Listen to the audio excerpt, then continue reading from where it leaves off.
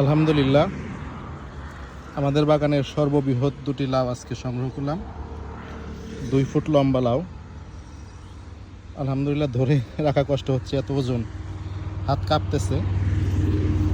পাশাপাশি এখানে সিম গাছ তো আছেই। সিমেরও ফলন আলহামদুলিল্লাহ বেশ ভালোই, দেখতে পাচ্ছেন। এটা ঢাকা রিসা মহাসড়কের সাথে সিম গাছের ফলন আলহামদুলিল্লাহ ভালো। পুরা সিম গাছ জুড়ে কিন্তু ফুল আছে। আর কিছু সিম আজকে আমরা এখানে নিয়েছি। আলহামদুলিল্লাহ লাউ দুটো রাখলাম, অনেক বড়। এটা প্রায় 2 ফুট লম্বা, কিন্তু কচি।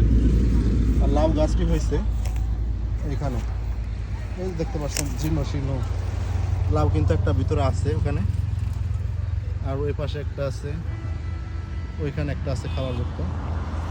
এই হলো লাউ গাছ, একেবারে জীর্ণ শীর্ণ গাছ, কিন্তু লাউ কিন্তু ভালোই হয় আলহামদুলিল্লাহ।